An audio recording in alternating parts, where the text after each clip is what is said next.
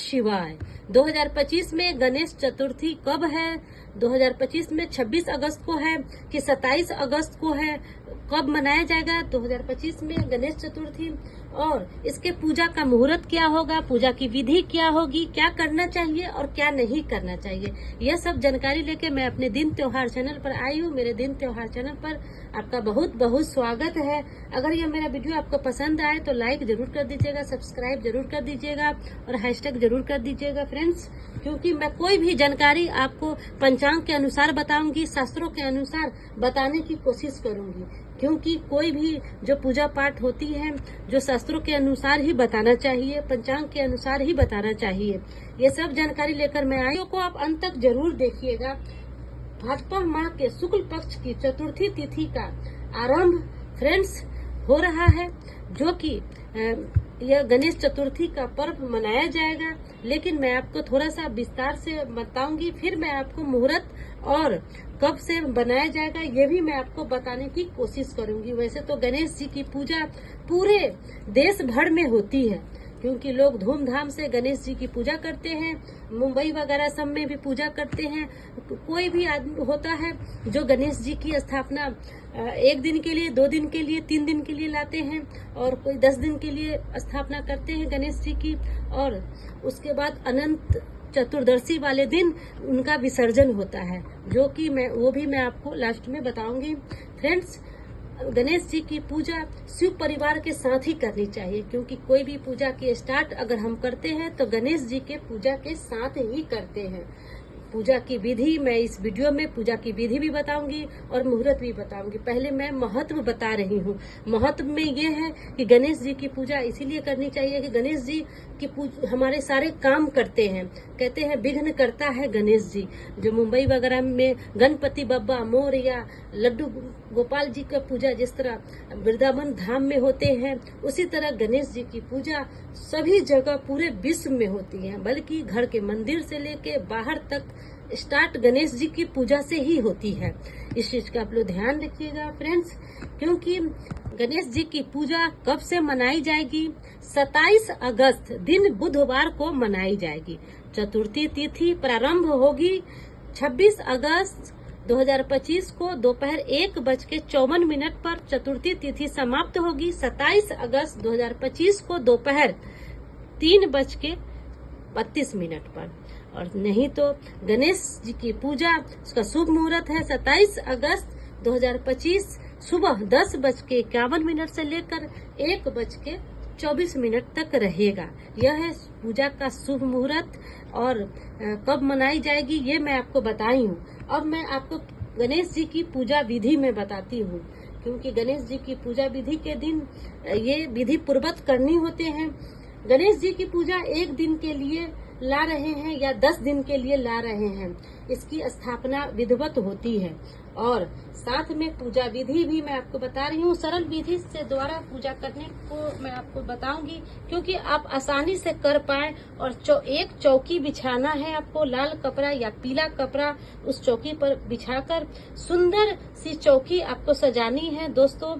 1 मुट्ठी चावल रखें, उस पर गणेश जी को स्थापना करनी होती है, और जिसके कारण गणेश जी की पूजा अर्चना भी अच्छे तरीके से किया जाता है। जितने दिन के लिए पूजा में रखे हैं उसको दोस्तों हिला डुला नहीं करना चाहिए।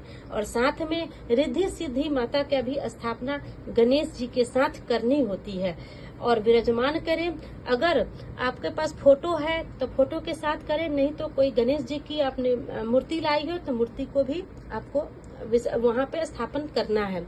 और फ्रेंड्स 2 सुपारी और रिद्धि सिद्धि के साथ माता का प्रेम भाव से गणेश जी की पूजा अर्चना करनी है। कलश की स्थापना आपको करनी है। तांबे या पीतल या मिट्टी का कलश आप ले सकते हैं। गंगा जल मिलाकर उसमें हल्दी अक्षत और उसमें थोड़ा सा का जल भरे, और उसमें आम के पल्लों और दुर्वा घास जरूर रखना चाहिए। दुर्वा घास का महत्व होता है गणेश जी के पूजा में, क्योंकि दुर्वा घास बेहद पसंद है। कोई भी मनोकामना की पूर्ति के लिए, गणेश जी की पूजा के लिए आपने देखा होगा दुर्वा घास जरूर चढ़ाया जाता है, ताकि उनकी मनोकामना पूर्ण होती है। और गणेश जी को मोदक का भोग लगाया जाता है। तो विशेष दिनों में ही तो उनको भोग लगाया जाता है, क्योंकि हर दिन आप लड्डू चढ़ाते हो, लेकिन उनकी पूजा में मोदक का विशेष महत्व होते हैं। तो मोदक का भोग जरूर लगाना चाहिए। इससे कहते हैं मन्नत भी जल्दी पूरी हो जाती है, क्योंकि भगवान गणेश जी खुश हो जाएंगे तो आपके सारे काम बनने लग जाएंगे। इस चीज का आप लोग ध्यान रखिएगा। आम के 5 पत्तों ले और कलश में डाले और नारियल भी डाले, कलश के ऊपर मौली लपेट कर बांधे। दोस्तों, अब सब कुछ जल के छींटे से थोड़ा थोड़ा सभी भगवान को आपको डालना है, फिर पूजा अर्चना करनी है, रोली चंदन से टीका लगाना है, फूल समर्पित करना है भगवान को, गणेश जी को। और गणेश जी को लाल पुष्प बेहद प्रिय होता है।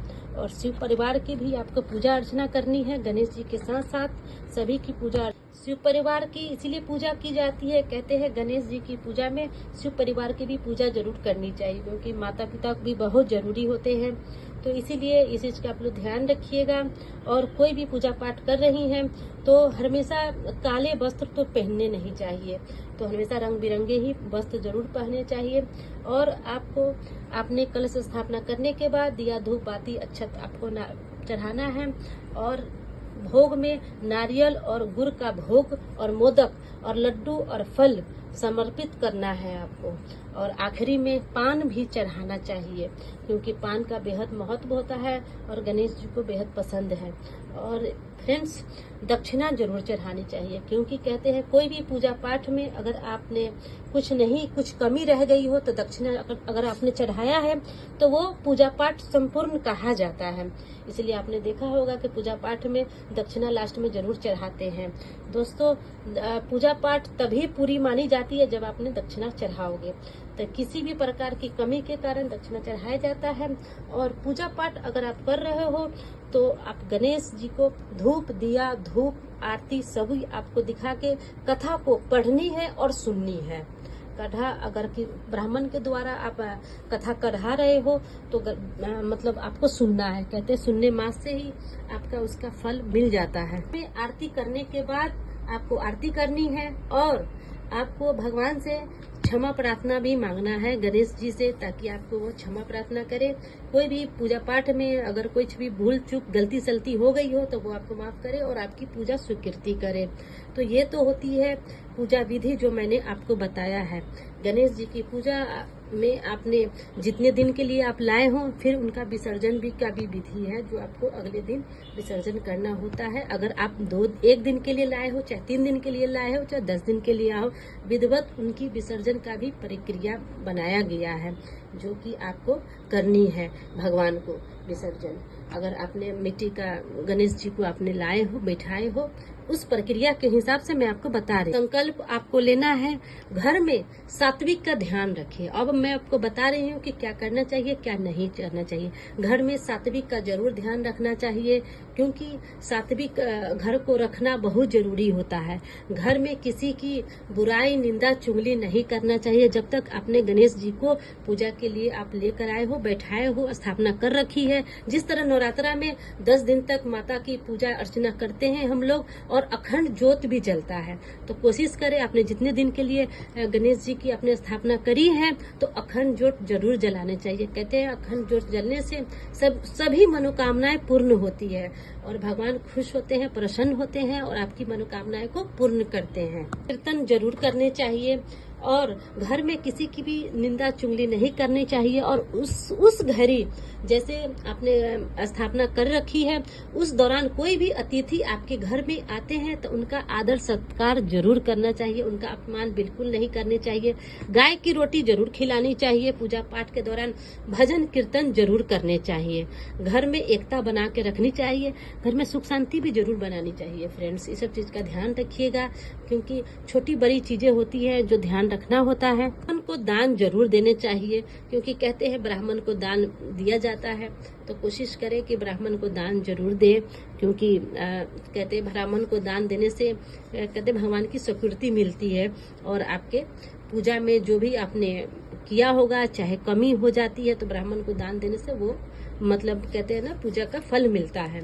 तो इस चीज का आप लोग ध्यान रखिएगा कि गणेश जी की पूजा धूमधाम से होती है और अच्छे से आप पूजा मनाइए और अच्छे से मतलब पूजा का कहते हैं पूजा पाठ पूरे परिवार और परिवार के साथ मनाइए। परिवार के साथ मनाने से पूजा मतलब कहते हैं कि भगवान प्रसन्न होते हैं, क्योंकि यह तो गणेश जी की पूजा है, तो शिव परिवार भी मिलकर ही को पूजा करते हैं। आप लोग पूजा करते हो तो पूरे शिव परिवार को ही पूजा करते हो, तो उसी तरह पूरे परिवार से मिलकर अपने पूजा पाठ करनी है, भजन कीर्तन करना है, भगवान के मंत्रों का जाप करना है, गणेश जी के मंत्रों का जाप करना है, चालीसा पढ़ना है। इससे आपकी जल्द ही जल्द मनोकामनाएं पूर्ण हो, गणेश जी प्रसन्न होंगे, आपके सारे काम बनने लग जाएंगे। इस चीज का आप लोग ध्यान रखिएगा फ्रेंड्स। अनंत चतुर्दशी वाले दिन इनका विसर्जन होता है। गणेश जी की स्थापना स्टार्ट होती है और अनंत चतुर्दशी वाले दिन विसर्जन हो का प्रक्रिया है। उसी दिन विसर्जन होता है जिस दिन अनंत चतुर्दशी है। तो ये सब है जानकारी। 25 में कब है अनंत चतुर्दशी? 6 सितंबर को है कि 7 सितंबर को है? पूजा विधि क्या होगी, पूजा मुहूर्त क्या होगा और क्या करना चाहिए इस दिन, क्या नहीं करना चाहिए, ये सब जानकारी लेके मैं अपने चैनल पर आई हूँ। आपका बहुत बहुत स्वागत है। मेरे वीडियो को आप अंत तक जरूर देखिएगा। कोई भी मैं जानकारी पंचांग के अनुसार बताती हूँ, शास्त्रों के अनुसार समझाने की कोशिश करती हूँ और हिंदू धर्म में जो दिया गया है, जो बताया गया है, वही मैं आप लोगों को बताने की कोशिश करती हूँ। तो मेरे वीडियो को अंत तक जरूर देखें फ्रेंड्स। अनंत चतुर्दशी को भगवान नारायण की पूजा होती है, अनंत भगवान की पूजा होती है और माता लक्ष्मी की भी पूजा अर्चना का विधान बताया गया है। भाद्रपद माह में शुक्ल पक्ष की तिथि को अनंत चतुर्दशी तिथि को महापर्व मनाया जाता है। भगवान अनंत नारायण की पूजा अर्चना करने का विधान है और 14 गांठों वाले अनंत भगवान का धागा जो भगवान को चढ़ाया जाता है और समर्पित किया जाता है और वही अपने ही मतलब हाथों पे भी बांधा जाता है। तो इस चीज का आप लोग ध्यान रखिएगा कि क्या करना चाहिए, क्या नहीं करना चाहिए। अनंत भगवान जो होते हैं वो सभी मनोकामनाएं की पूर्ण करने वाले होते हैं। कहते हैं पूरे साल में आनंद ही आनंद होता है। अगर आप पूजा अर्चना भगवान अनंत की करते हैं तो भगवान नारायण की आपको आराधना करनी है, मंत्रों का जाप करना है, कथा को पढ़ना है और सुनना है। अगर कथा नहीं पढ़ पा रही हैं तो सुनने मात्र से ही अनंत फल मिलता है और भगवान भक्त की पुकार सुनते हैं और आपकी सभी मनोकामनाओं को पूर्ण करते हैं। तो यह सब चीज का आप लोग ध्यान रखिएगा कि अनंत पूजा वाले दिन क्या करना चाहिए, क्या नहीं करना चाहिए। सात्विक का ध्यान रखना चाहिए, सात्विक ही भोजन करनी चाहिए। उस दिन संकल्प के अनुसार पूजा अर्चना होती है। तो मॉर्निंग में सुबह सुबह आपको ब्रह्म मुहूर्त में उठना है, भगवान के सामने आपको संकल्प करना है, साफ सुथरे कपड़े आपको पहनने हैं, तभी पूजा अर्चना की प्रक्रिया शुरू करनी चाहिए। इससे ये होता है कि भगवान अनंत आपसे प्रसन्न होते हैं और आपकी मनोकामनाएं पूर्ण होती है। कहते हैं अनंत चतुर्दशी वाले दिन ही भगवान गणेश की विसर्जन का विधान बनाया गया है। तो उस दिन भगवान गणेश का भी विसर्जन होता है। इस दिन अगर आप लोग पूजा पाठ कर रहे हो तो अच्छे तरीके से पूजा पाठ करिएगा। घर में कोई भी किसी भी प्रकार की अशांति से पूजा पाठ नहीं करिएगा। सुख शांति के साथ पूजा पाठ आपको करनी है और पंडित द्वारा आप करा रही हैं तो बहुत अच्छी बात है, नहीं तो खुद भी पूजा पाठ करनी चाहिए। पूजा पाठ करने से मन प्रसन्न होता है और सभी घर में सुख शांति आती है। और हमारे हिंदू धर्म में तो यही बताया गया है कि जब बच्चा बड़ा होता है चाहे छोटा ही रहता है, उसी समय से ही पूजा पाठ के बारे में उनको जानकारी देते रहते हैं।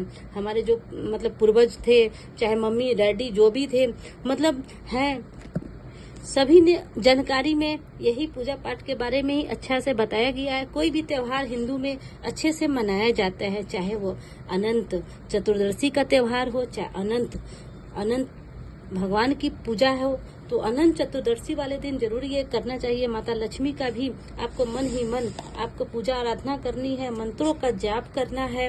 तो इस चीज का आपको ध्यान रखना है। पूजा करने के लिए अब आइए मैं आपको पूजा का विधि बताती हूँ कि क्या करना चाहिए। पूजा एक चौकी आपको लगानी है, पूजा के मंदिर में कहीं पर स्थान पे या पूजा का मंदिर है तो वहीं पर पीले रंग का कपड़ा बिछाकर, क्योंकि भगवान को पीला वस्त्र बेहद पसंद होता है, तो पीले रंग का कपड़ा बिछाकर शेष नारायण भगवान की पूजा अर्चना का विधान है। तो शेष नारायण की आपको प्रतिमा है तो उसको स्थापित करना है।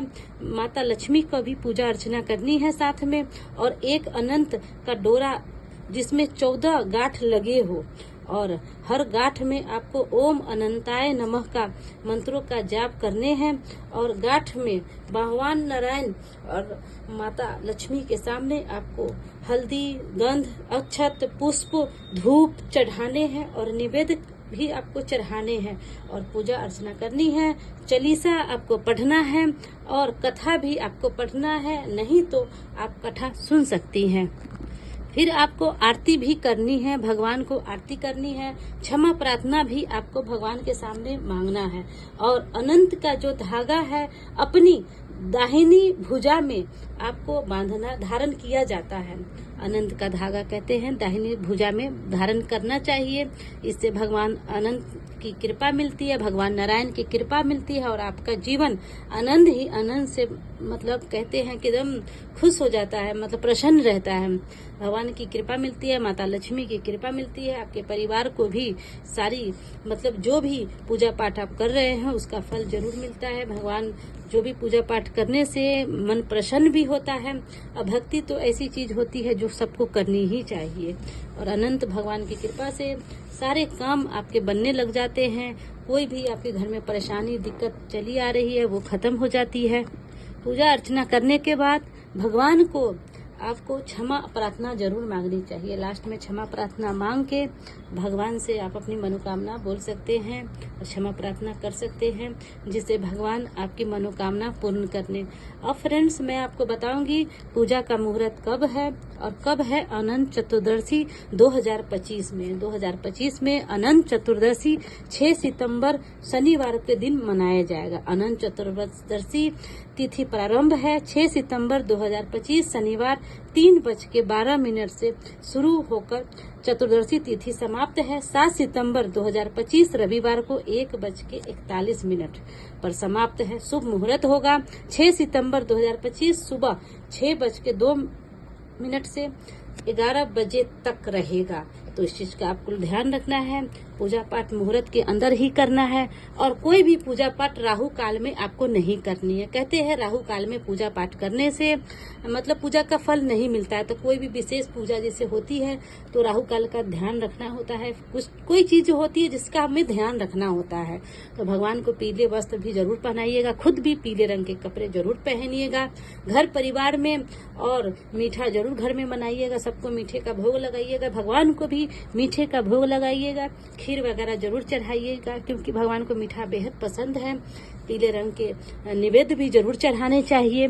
इस चीज का आप लोग ध्यान रखिएगा। अगर यह मेरा वीडियो आपको पसंद आया हो, जानकारी उचित लगी हो, तो मेरे वीडियो को लाइक और सब्सक्राइब जरूर कर दीजिएगा और अपने फ्रेंड्स के साथ शेयर कर दीजिएगा मेरे दिन त्योहार चैनल पर। ओम नमः शिवाय।